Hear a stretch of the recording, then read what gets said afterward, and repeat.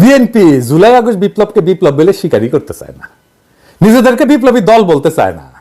দেখেন আবার ডেইলি স্টারে সাক্ষাৎকার দিচ্ছে, বুঝছাও, মানে পিও ডেইলি স্টার সাক্ষাৎকার দিচ্ছে। ডেইলি স্টার ছাড়া সাক্ষাৎকার দিবার পারে না আর কি মির্জা ফখরুল। মির্জা ফখরুল তো ছাত্র ইউনিয়ন, বুঝেন তো, সাবেক সিপিবি। তো উনার ধারণা বিপ্লব মানে কমিউনিস্ট কিছু বা আমেরিকার অপছন্দের কিছু। উনি কইছেন যে যারা বিপ্লব করতে চান তাদের সবার আগে প্রয়োজন একটা বিপ্লবী দল করা। সেটা কোথায় উনি খুঁজিচ্ছেন, খুঁজে পাচ্ছেন না। আসলে খুঁজে দিই উনারে। হ্যাঁ, বিপ্লব তো কেউ করতে চায় নাই, বিপ্লব হয়ে গেছে, ওটা এখন সম্পূর্ণ করতে হবে। জিয়াউর রহমান যে সেবাই জনতার বিপ্লব করেছিল 7ই নভেম্বর, করেছিল না? 7ই নভেম্বর তো বিপ্লব এবং সংহতি দিবস পালন করে, বিএনপি করে না? হ্যাঁ, তো বিপ্লবী দল ছিল 7ই নভেম্বরে। হ্যাঁ, খুঁজে পাচ্ছে না মির্জা ফখরুল, দেখেছেন? হ্যাঁ, আপনারা বিপ্লবের সুফল ভোগ করবেন, বিপ্লবের দিবস পালন করবেন, কিন্তু বলবেন আমরা বিপ্লবী দল না। মজার তো, খুব মজা। 75 15ই আগস্টে বেনিফিট নেবেন, কিন্তু বিপ্লবের নায়কদের ওন করবেন না। ওদের আপনার চোখের সামনে দিয়ে ফাঁসি হয়ে যাবে, দেখবেন।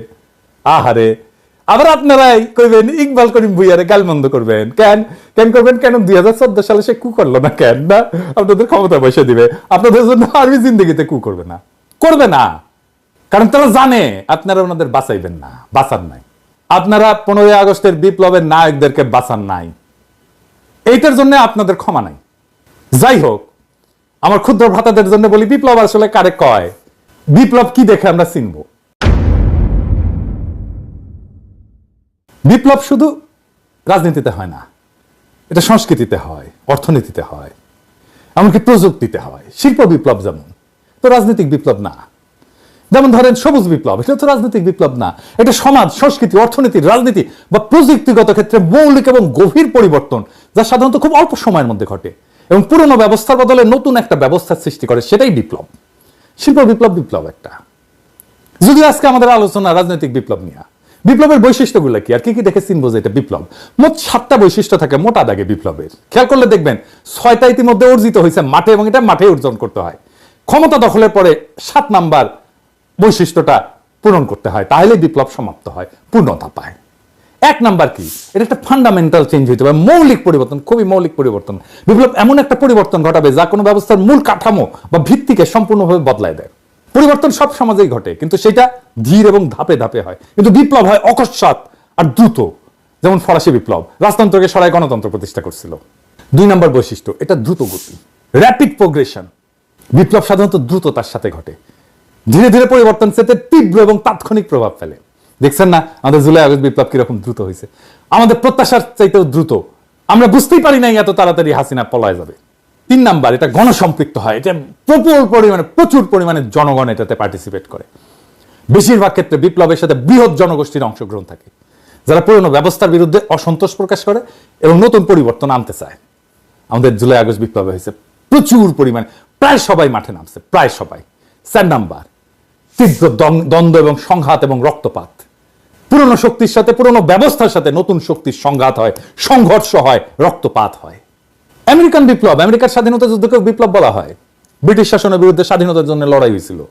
5 নাম্বার, মূল্যবোধ এবং আদর্শের পরিবর্তন, ইডিওলজি এবং ভ্যালুজের পরিবর্তন।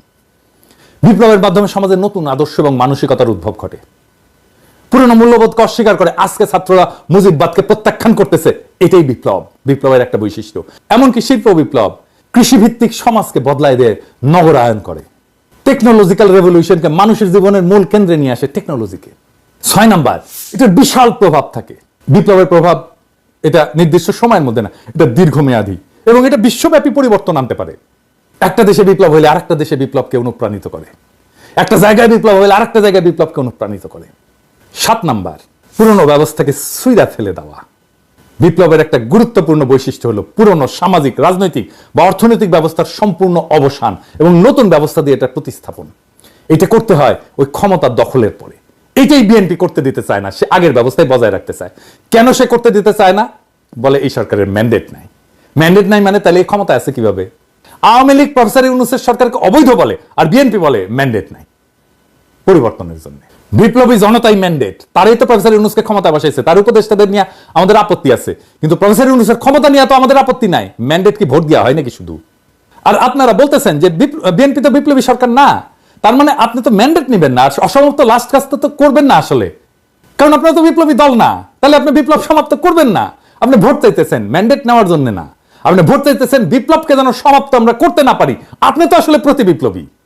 দেখেন উনি কি বলতেছেন, সংবিধানের আমূল পরিবর্তনের জন্য গণপরিষদ করতে হবে। এটার মানে কনস্টিটিউয়েন্ট অ্যাসেম্বলি, যা শুধু নতুন সংবিধান লিখবে, সে অন্য আইন প্রণয়ন করবে না। কিন্তু যে সংবিধান লিখবে আইনত, নীতিগতভাবে, এথিক্যালি, নৈতিকভাবে, সে আর ওই আইনের বদলে নতুন আইন লিখতে পারে না, নতুন লোকেরা এসে লিখবে।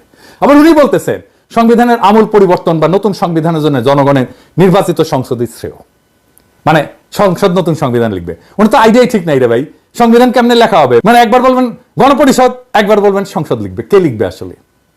মানে আওয়ামী লীগ যে কিসিমে সংবিধান সংশোধন করেছিল সেইভাবে সংবিধানের কিছু কসমেটিক সংশোধন হয়তো করা হবে, এটা বিএনপির খায়েশ। উনি আবারও কইতেছেন এই সরকারের উচিত ছিল বিপ্লবী সরকার করা, এই সংবিধানের অধীনে শপথ না নেওয়া।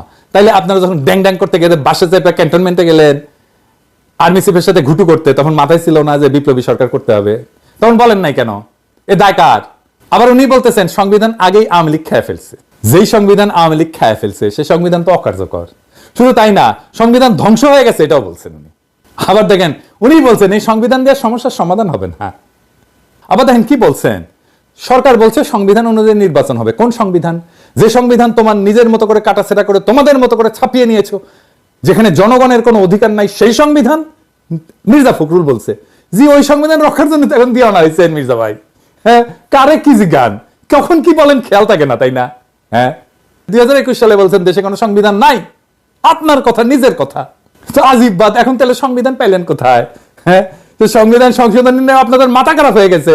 আপনি কইছেন সংবিধান জনগণের না, সংবিধান আওয়ামী লীগের। আপনারই কথা শুনেন, এটা আওয়ামী লীগের তৈরি করা সংবিধান, তার নিজের স্বার্থে, দলের জন্য। সেই আওয়ামী সংবিধানের জন্য কেন আপনারা এত মায়া? আমরা তো সবাই প্রথম থেকে বলতেছি একটা গণ অভ্যুত্থান করবো, বিপ্লব করব, তারপর একটা কনস্টিটিউয়েন্ট অ্যাসেম্বলি করব বা গণপরিষদ করব এবং নতুন সংবিধান রচনা করব। গণ অভ্যুত্থানের পর আমরা অনেকেই চাইছিলাম একটা জাতীয় সরকার হোক এবং বা কনস্টিটিউয়েন্ট অ্যাসেম্বলি হোক।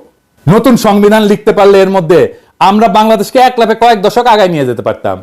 আপনারা বিএনপি না চাইছেন জাতীয় সরকার, না সমর্থন করছেন গণপরিষদ কইরা নতুন একটা সংবিধান করতে। প্রফেসর ইউনূসের 100 দিনের বক্তৃতা শুনে আপনি হতাশ মির্জা ফখরুল। আপনারা তো বাংলাদেশের সবচেয়ে বড় দল বলে দাবি করেন নিজেদেরকে। আপনি কি করছেন আপনারা এই 100 দিনে? এটা লিস্টই দেন না। আপনার কর্মী সমর্থকদের দিয়ে কি করছেনটা কি বলেন শুনি। আপনারা তো সরকার গঠন করবেন বলে আশা করেন, এটা তো শ্যাডো ক্যাবিনেট তো বানাইতে পারেন নাই। কি করছেন? করেন নাই। 2টা সমাবেশ করছেন, এর বাইরে কোনো অর্জন আছে আপনাদের? নাই। আপনি কইছিলেন নতুন সম্ভাবনা তৈরি হয়েছে, নিজেই দেখেন। 1971 সালের স্বাধীনতা যুদ্ধের পরে আমাদের যে নতুন সম্ভাবনা সৃষ্টি হয়েছিল, একটা নতুন দেশ, নতুন জাতিকে নির্মাণ করবার, কিন্তু দুর্ভাগ্যজনকভাবে সেই সময় আওয়ামী লীগের ব্যর্থ নেতৃত্বের কারণে, তাদের ব্যর্থতার কারণে সেই জাতি আমরা নির্মাণ করতে পারি। আজকে আবার দীর্ঘ সংগ্রামের পরে, গণতান্ত্রিক সংগ্রামের পরে, অনেক আত্মত্যাগের বিনিময়ে, রক্তপাতের বিনিময়ে, ছাত্র জনতার অভ্যুত্থানের মধ্য দিয়ে আবার নতুন একটি সম্ভাবনা সৃষ্টি হয়েছে, একটা নতুন বাংলাদেশ নির্মাণ করবার। তো সম্ভাবনা কি একটা ভোট করা? হ্যাঁ, ভোট করে আপনাদের ক্ষমতায় যাইতে দেওয়া, তারপরে ভরসা করে থাকবো আপনারা ভালো হইয়া দেশ চালাইবেন। হ্যাঁ, ক্ষমতা আগে ছিলেন না আপনারা? হ্যাঁ, ক্ষমতা যাইতে না যাইতে তো দখল টখল করে শেষ। ক্ষমতা যা করবেন কি? কাম তো নাই, কাম তো সব সেরে ফেলছেন। ভরসা করতে কইেন না। হ্যাঁ, ভোটে জিতা ক্ষমতা আসলে আপনারা প্রতিশ্রুতি রাখবেন, এটা জনগণ বিশ্বাস করে না। আপনারাও আগে প্রতিশ্রুতি ভঙ্গ করছেন, চ্যালেঞ্জ করেন না, দেখাই দিব এক এক করিয়া। ম্যান্ডেট করবেন না মির্জা ভাই। ম্যান্ডেট চাইলে ম্যান্ডেট আইনা দিব। চান আপনি ম্যান্ডেট? প্রফেসর ইউনূসকে বলবো একটা হ্যাঁ না ভোট করতে।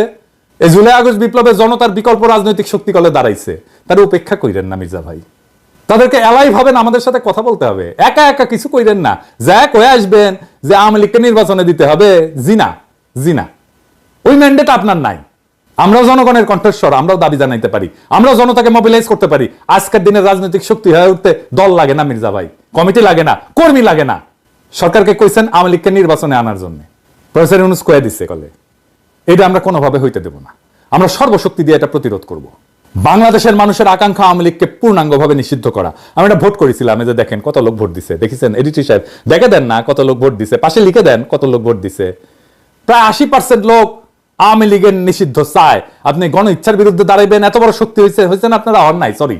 আওয়ামী লীগের সাথে রিকনসিলিয়েশন হইতে পারে যদি তারা ক্ষমা চায়, অনুশোচনা করে।